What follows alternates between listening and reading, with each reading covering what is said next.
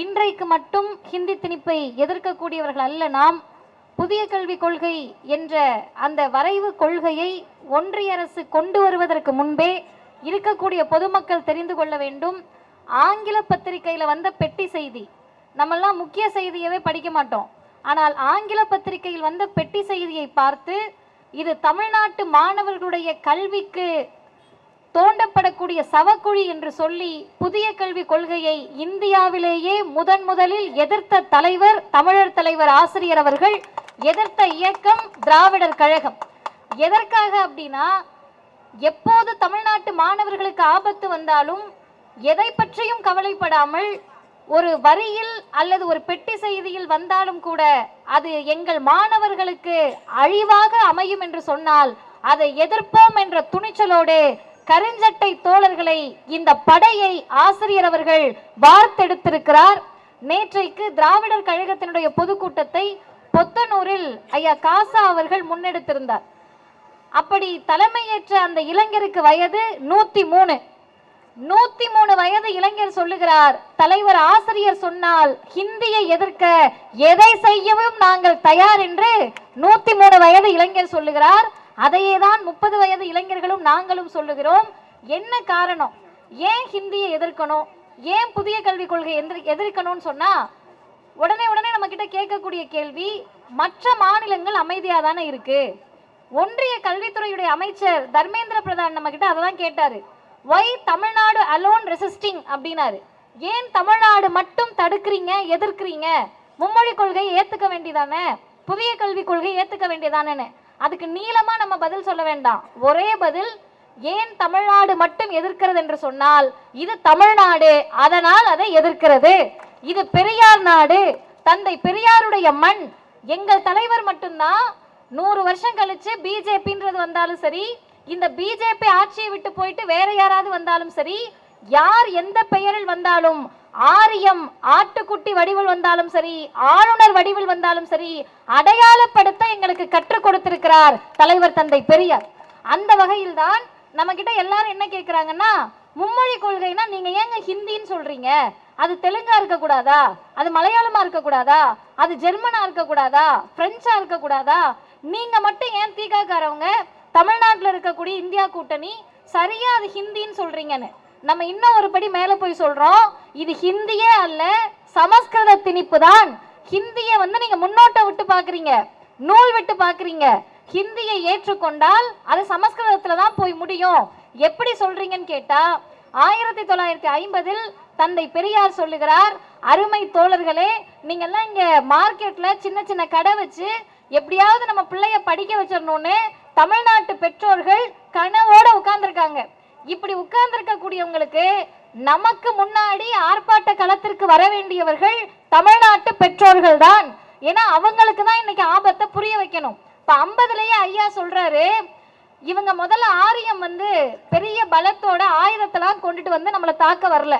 ஆயுதத்தை எடுத்துட்டு அவங்க நம்மள போரில் வெற்றி கொள்ளவில்லை. அவர்கள் எதை கொண்டு வந்தார்கள் என்று சொன்னால், கலையை கொண்டு வந்தார்கள், புராண இதிகாசத்தை கொண்டு வந்தாங்க, ஆரிய பண்பாட்டை கொண்டு வந்தாங்க, அவங்க கடவுளை கொண்டு வந்தாங்க, அவர்களுடைய மதத்தை கொண்டு வந்தாங்க. இதெல்லாம் நம்ம கண்டுபிடிச்சு அடிக்க ஆரம்பிச்ச பிறகு இது ஆரிய மதம் தான், ஆரிய கலாச்சாரம் தான், ஆரிய பண்பாடுன்னு சொன்ன பிறகு ஆரியம் என்ன பண்ணுச்சுன்னா, தேசியத்தின் பெயரால் ஹிந்தியை திணித்து, ஹிந்தியின் மூலமாக ஆரியத்தை திணித்து, ஆரியத்தின் மூலமாக தமிழ்நாட்டு மாணவர்களுடைய அறிவை பாழாக்க பார்க்கிறார்கள் என்பதை 1950லேயே தந்தை பெரியார் தெளிவாக பதிவு செய்திருக்கிறார். இப்ப நீங்க அப்படியே 2024 யோசிங்க, 25 யோசிங்க. இவர்கள் முதலில் நம்ம கிட்ட என்ன கேட்கிறாங்கன்னா, ஏங்க ஹிந்தி படிக்கணும் அப்படின்னா நிறைய காரணம் சொல்றாங்க. நான் சுருக்கமா சொல்றேன், அவங்க சொன்ன காரணம் தான், நாம சொல்லல. நம்ம ஏன் தமிழ் படிக்கணும் காரணத்தை சொல்றதுக்கு முன்னாடி அவங்க ஹிந்தி படிக்க காரணம் சொன்னாங்க. இளைஞர்கள்லாம் பார்த்திருப்பீங்க, ஏக் பிளேட் பானிபூரி தேக்கோன்னு கேட்கணுமா ஒரு அம்மா சொல்லுது, பிஜேபியில் இருக்க அம்மா. இன்னொரு அம்மா சொல்லுது, நீங்க வட இந்தியாவுக்கு போய் டெல்லியில இறங்கிட்டு ஆட்டோ கார்ட்ட வழி கேட்கணுமா, ஹிந்தி படிக்கணுமா. இன்னொருத்தர் அதுக்கும் மேல போய் சொல்றாரு, இங்க இருக்கக்கூடிய மெஸ்ல எல்லாம் தமிழ்நாட்டுல ஹிந்திக்காரங்க வேலை பார்க்கறாங்களாம், அந்த ஹிந்திக்காரங்க கிட்ட போயிட்டு ஹிந்தியில பேசினா எக்ஸ்ட்ரா கெட்டி சட்னியும் சாம்பாரும் தருவாங்களாம். இது நான் சொல்லல, அவங்க சொன்னது. இன்னொன்னு சொல்றாங்க, வட இந்தியால போய் யாராவது பெண்களை பாலியல் வன்கொடுமை செய்ய வந்தா அவனுங்களை திட்டுறதுக்கு உங்களுக்கு ஹிந்தி தெரியணும். அப்ப ஒத்துக்கிறாங்க. பிஜேபி ஆளக்கூடிய மாநிலத்துக்கு போனா பெண்களுக்கு பாதுகாப்பே இருக்காதுன்றத ஒத்துக்கிறாங்க. அஞ்சாவது ஹைலைட்டா சொல்றாங்க, வாழ்ந்த காலகட்டத்தில் தான் உங்க அப்பா அம்மாவை நீங்க பாத்துக்கல, செத்த பிறகு அவங்க அஸ்தியை கரைக்கிறதுக்கு காசிக்கு போக ஹிந்தி தெரிய வேண்டாமா? அருமை தமிழின பெருமக்களே, பொதுமக்களே, பெற்றோர்களே, ஹிந்தி படிக்க இவர்கள் சொல்லக்கூடிய காரணம் ஏதாவது ஒன்று நமக்கு தேவையானதா? ஆனால் தமிழையும் ஆங்கிலத்தையும் படிக்க நாங்கள் காரணம் சொல்லுகிறோம்.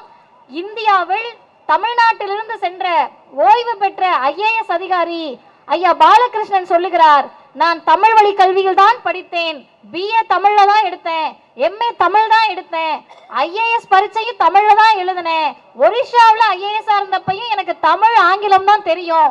நான் ஓய்வு பெற்ற பிறகும் கூட என்னை அனுப்பி வைக்காமல் அங்கிருந்த முதலமைச்சருடைய தனி அதிகாரியாக இருந்தேன்.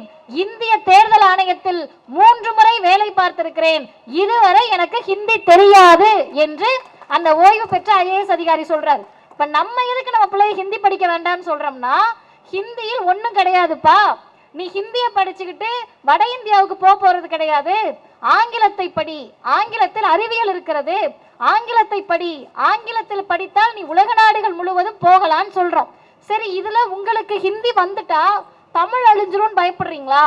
ஹிந்தி வந்துட்டா பிள்ளைங்க எல்லாம் படிக்க முடியாதான்னு பயப்படுறீங்களான்னு கேட்கிறாங்க. 2 தரவுகளை மட்டும் சொல்லி நான் நிறைவு செய்கிறேன். ஹிந்தியை ஏற்றுக்கொண்ட மாநிலத்தினுடைய நிலை இன்னைக்கு என்னவா இருக்கு? இவங்களுடைய புதிய கல்விக் கொள்கை ஏத்துக்கிட்ட மாநிலத்தோட நிலை இன்னைக்கு என்னவா இருக்குன்னா, 5 மாநிலங்களை மட்டும் நான் சொல்லுகிறேன். பீகார், மத்திய பிரதேசம், ராஜஸ்தான், சத்தீஸ்கர், ஜார்க்கண்ட், இந்த 5 மாநிலங்களும் பிஜேபியினுடைய புதிய கல்விக் கொள்கையை ஏத்துக்கிட்டாங்க. பிஜேபியினுடைய ஹிந்தியை ஏத்துக்கிட்டாங்க. ஏத்துக்கிட்ட பிறகு அந்த மாநிலங்களில் இடைநிற்றல் அதிகமாயிருக்கு. இடைநிற்றல்னா டிராப் அவுட்ஸ், பள்ளிக்கூடம் பக்கம் வராம பிள்ளைங்க ஓடுது. பள்ளிக்கூடம் முடிச்சு காலேஜ் போற பெர்சன்டேஜ் குறைஞ்சிருக்கு, GER ரேஷியோ குறைஞ்சிருக்கு. பீகார், ஹிந்தியை ஏற்றுக்கொண்ட பீகாரோட GER ரேஷியோ 17.1 இருக்கு. மத்திய பிரதேசத்துல 28.9 இருக்கு. ராஜஸ்தான்ல 23.9 இருக்கு. சத்தீஸ்கர்ல 14.4 இருக்கு. ஜார்க்கண்ட்ல 18.6 இருக்கு. உன் புதிய கல்விக் கொள்கை எனக்கு வேண்டாம், உன் ஹிந்தியும் வேண்டாம், எங்களுக்கு தமிழும் ஆங்கிலமும் போதும் என்று சொன்ன திராவிட மாடல் ஆளக்கூடிய தமிழ்நாட்டின் GER ரேஷியோ 50% தொற்றுக்கும்னு சொன்னா எங்களுக்கு எதுக்கு சார் ஹிந்தி? வீட்டுல குழந்தை இருக்கு, 35 மார்க் எடுத்தா அம்மா மண்டையில கொட்டி அப்பா மண்டையில கொட்டி 55 எடு, 65 எடு, அப்புறம் 100 எடுன்னு சொல்லுவாங்க. ஏற்கனவே 100 எடுத்துக்கிட்டு இருக்க பிள்ளைய தலையில கொட்டி கொட்டி ஃபெயில் ஆகுன்னு சொல்லுவாங்களா? ஏற்கனவே தமிழ்நாடு 100ஆக இருக்கிறது, எங்களால இனிமே ஃபெயில் ஆக முடியாது. எங்களை இந்த மண், தலைவர் தந்தை பெரியார், இந்த இயக்கம் மிகப்பெரிய அளவிலே வளர்ந்து நிற்க வைத்திருக்கிறது. எந்த காரணத்திற்காகவும் நாங்கள் மீண்டும் இழிநிலையை சம்பாதிக்க மாட்டோம். மற்ற மாநிலங்கள் எல்லாம் படிச்சன்னா வேலைக்கு போலான்னு சொன்னாங்க, படிச்சன்னா காசு சம்பாதிக்கலான்னு சொன்னாங்க, படிச்சன்னா பெரிய பெரிய உத்தியோகத்துக்கு போலான்னு சொன்னாங்க, பொருளாதாரம் மேம்படும் சொன்னாங்க. ஆனால் இந்த இயக்கம் மட்டும்தான், தந்தை பெரியார் மட்டும்தான், திராவிடர் கழகம் மட்டும்தான் கல்வி கிடைத்தால் சுயமரியாதை வரும் என்று சொன்ன மண் தமிழ்நாடு. அந்த சுயமரியாதை உணர்வோடு ஹிந்தியை எதிர்க்கிறோம். தலைவர் ஆசிரியர் கட்டளையிட்டால் எதையும் செய்வதற்கு இந்த படை தயார் தயார் என்பதை சொல்லி நிறைவு செய்கிறேன். வாழ்க பெரியார், வளர்க பகுத்தறிவு.